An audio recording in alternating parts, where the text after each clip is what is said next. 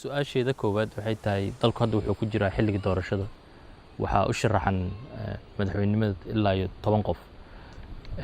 aaway qofkii al-shabaab u sharaxna mise al-shabaab miyayna soo sharaxin qof bismillahi raxmaani raxiim alxamdulillahi rabbil caalamiin runtii waxa weeye waxaad u aragto inay wax saxa oo xaqa ay yihiin ayaa lagu darsadaa cidda ku dooranaysa aad dooranayso ama cidda aad rabto ayaa loo maxay ahaday lagu darsadaa waxa meesha ka socdo dhan ayaan wax aragnaa inay yihiin wax baadila oo wax jira aan ahayn xaq aan ku soconin xaq darraa iyaga dhan marka waxa weeye xaq darrana weligaa alla waxba laguma darsado marka saas daraaddeed annagu laa'iq nooma ahan ku waxaasoo kaleeto ama nooma cunnato waxaasoo kaleeto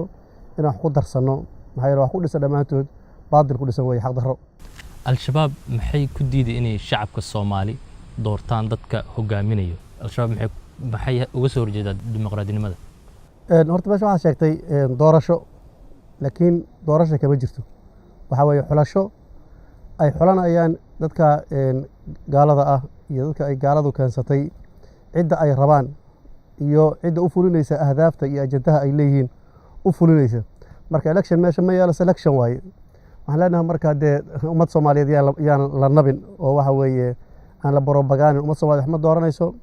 doorashana ma laha waa cid wax xulanaysaana waa cidda iyada ah waxaad tiri waxa meesha ka socdo doorasho ma waa xulasho amirada shabaab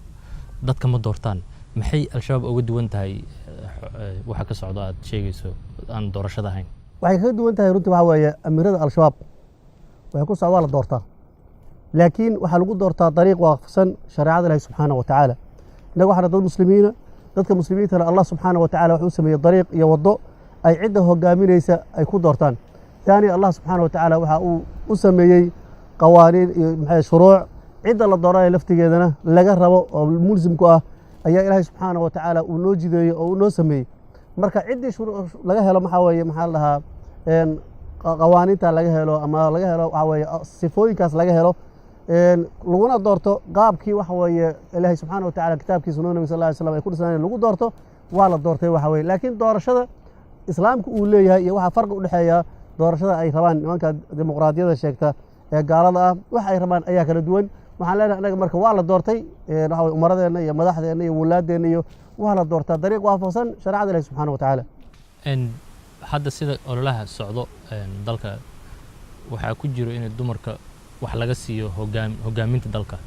al-shabaab taas maxay ka qabtaa waqti al-shabaab hogaamiye dumar u dooran doontana ma jirtaa horta inaga waxaan nahay dad muslimiina dadka muslimiinta ayna waxa weeye Allah subxaanahu wa tacaala meesha uu dhigo ayaa laga rabaa inay dhigmaan haddii waxa weeye Allah subxaanahu wa tacaala ay rasuulkiisa wax jideeyeen dadka muslimiinta xaq uma laha inay ay wax ka kala doortaan ay say rabaan ay yeelaan qadiyada labaad oo aan rabo inaan caddeeyo waxa weeye dadka maanta soo sheeganaya dumar inay yihiin ayna una ololeynayaan in waxa weeye ay rabaan in dumarka xuquuqdooda iyo sida ay ku sheegaan iyo ay soo celiyaan ay u doodayaan waxaan leenahay kuwaasi ma matelaan dumarka muslimiinta ah ee Soomaaliyeed ma matelaan waa runtii waxa weeye dad ay dabada ka soo riixeen oo waxa weeye ay soo borogaraminayaan nimanka gaalada ah nimanka dimuqraadiyiinta ah ay soo riixayaan iyagaasaas ku sad goosanaya iyagoo kale dana ka dambeeya midan hadda ay ka rabaan ka dambeeya hadafkaas oo ah in la fasaadiyo bulshada muslimiinta sida ay gaaladuba ay u fasaaday maadaama anagu dad muslimiina aan nahay Ilaahay subxaanahu wa tacaala gabadha muslimadda iyo wiilka muslimkaaba uu qiimeeyey ahdaafna uu kala yeelay gabdhihiina shaqaa loo yeelay wiilashiina ama raggiina shaqaa loo yeelay qolo walba marka shaqadeedii ayaanu mar rabnaa inaan ku celino haddii Ilaahay subxaanahu wa tacaala qadiyadda ugu dambeysa waxa weeye marka ragga laftigoodii ayaan waxa weeye majaal ugu wada furayn qiyaadada iyo waxa weeye madaxtinimada oo rag badan oo sifaadka laga waayay qiyaadada laga waayay ayaan helaynin dumar iska daa warkeeda waxaan leenahay marka islaamku meeshii uu dhigay dumarka ayaanu dhigaynaa islaamkeena diinteena kuma hayno gabar madax u noqotay dad maxay muslimiina oo waxa weeye ama wilaayo ama madaxweyne ama ra'iisul wasaare ama wasiir intaba madax u noqotay anaga kuma hayno diinteena kuma hayno al-shabaabna waxa isteerin u ah oo rabno cid ku farxaysa ku farxdo cid kana haysa ka naxdo waxa isteerin al-shabaab waxa weeye kitaabka Ilaahay subxaanahu wa tacaala iyo sunnada nabigeena Muhammad sallallahu alayhi wa sallam wixii waafaqa waa waafaqsana wixii waafaqa waa ma waafaqsan siyaasadda dalka waxay ku dhisan tahay mise ku salaysan tahay qabiil mise waxa loo yaqaan 4.5 al-shabaab way ka soo horjeedaa intaan maqlay laakiin markaad fiiriso gobolada al-shabaab ragga loo doortay inay ka noqdaan amiirada kama soo jeedaan qabaa'ilada meesha degan beelaha meesha degan intooda badan taasi miin ahayn 4.5 oo shaati kale loo xiro wixiiba hadduu qabiil mar walba gadaal uga jirayo laakiin oo la leeyahay mana annaga waxa weeye horta qabiilka waxaan aaminsanahay sida ilaahay ka yidhi subxaanahu watacaala inuu yahay litacaarafu in la isku garto la isku xiriiriyo ninba qaraabadiisa uu ku xiriiriyo in adeerka iyo abtiga iyo cidda baahan la isku garabsiiyo sidaa inuu yahay laakiin uma aragno sida maanta ay u arkaan nimankan gaalada ah iyo nimanka murtadiinta ee daba socda siday u arkaan oo ah in asaga wax lagu qaybiyo asaga wax lagu dhiso midna uma aragno annaga waxay ku xiran tahay cidda horta madax noo noqonaysa meesha ay madax ka noqonaysaba laba shay ayaa lagu xulaa labadaa shay waxa weeye inuu leeyahay horta awood iyo imkaaniyo wax maamuli karta oo waxa weeye marka laga soo tago islaamnimada awal shardigu waa inuu muslim yahay oo nin diinta ilaahay sharciga ku dhaqamaya u yahay laakiin marka dadka muslimiinta dhexdooda ay noqoto laba shardiya laga rabaa shardiga koowaad waxa weeye in uu horta qawi yahay oo waxa weeye ina khayra man istaajarta alqawiyu alamiin inuu qawi yahay horta marka horeeto inuu dee wax maamuli karo xoog le inuu yahay yani oo siyaasad caqli laxan ka leh qadiyadda labaadna waxa weeye inuu yahay amiin inuu yahay aamin inuu yahay oo waxa weeye dadka muslimiinta ah hantidoodii naftoodii maalkoodii cadaaladoodii wixii oo dhan waxay nin aamin ah inuu yahay labadaa haddii laga helo magac uu raba ha yeesho qabiilka uu doono ha ka soo jeedo reerka uu raba ha noqdo isagaasaa looga dhigaa madax iyasaana la geeyaa ee kuma dhisnin aslan waxa la yidhaahdo qabiil iyo qabyaalad midna kuma dhisnin walaayaadka haddaad soo wareegtana ma arkaysid nin lagu soo xulay meeshaan qabiil hebelaa degan lagu soo xulay ma jiro waa laga yaabaa nin deegaanka uu ka dhashay qabiilkiisa in madax looga dhigo iyadoo loo arkay marka inuu qawi iyo aamin yahay waa laga yaabaa in marka nin qabiil kale ah madax looga dhigo iyadoo loo arkayo qawi aamin inuu yahay shuruudaha nooma xira annaga al-shabaab waxay sheegataa inay la dagaalamayso dowladda soomaaliya markaad fiirinayso meelaha ay qaraxyada iyo la beegsadaan waxaa ka mid ah hoteello oo dad badan joogaan makhaayado iyo meelaha shaaxa lagu gado taasi haddii al-shabaab dowladda la dagaalamayso maxay meelahaas oo la beegsataa qaraxyada runtii waxa weeye annaga horta awalan qofka muslimka dhiiggiisa wuxuu naga joogaa meel aad iyo aad u weyn marnana xarka shabaab mujaahidiin ma kuma degdegayso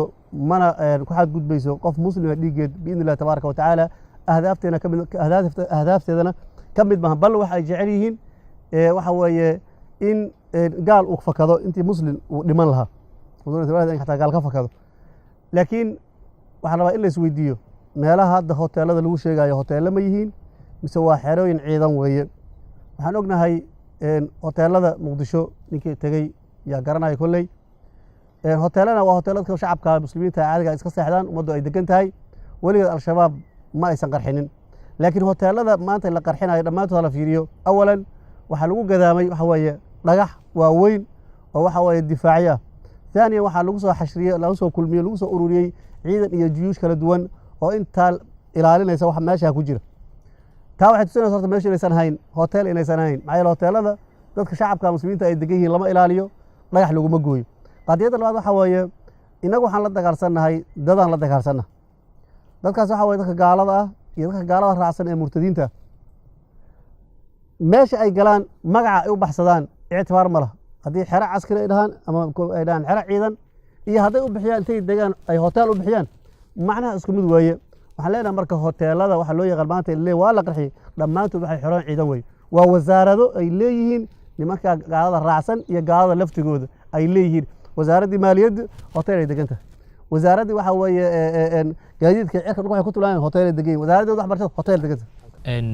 amiiradii al-shabaab markii dadka la hadlaya mise la qudbeynaya mise makhaayadaha ay joogaan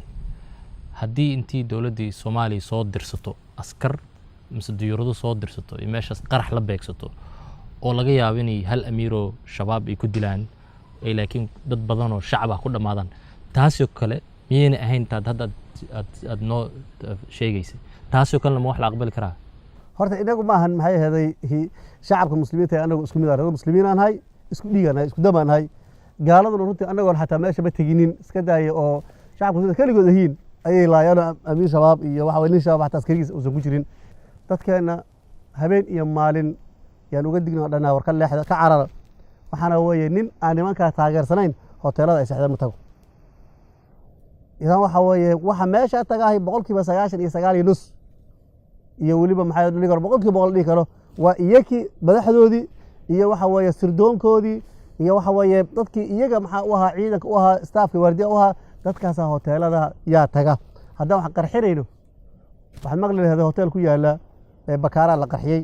waxaad maqli lahayd hotel ku yaala suuqa xoolaha la qarxiyey waxaad maqli hotel ku yaala waxa hurwaaya la qarxiyey ayaad maqli lahaday haddii aan hotel kasta qarxinayno laakiin hoteelada makal mukarama ku safan waxa way nimanka wasaaradahoodii markay u adkeysan waayeen intay meel samaystaan isku aamini waayeen oo hoteelada ay soo galeen taa hadda waxa waa xero ciidan hotel lama yiraahdo umana qasdin qof muslim oo Soomaaliya ama muslim kale xataa uma qasdin anigu ila dilo marna aad iyo aad aan uga taxadirnaa meesha la gelayna intaasoo bilooda laga yaabaa in waxa weeye lagu hayo mukhaabaraad iyo sirdoon lagu hayo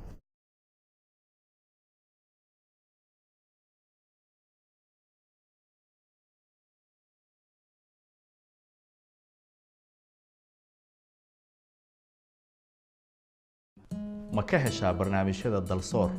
ma danaynaysaa in la helo warbaahin Soomaaliyeed xor ah oo u adeegta bulshada fadlan taageer dalsoor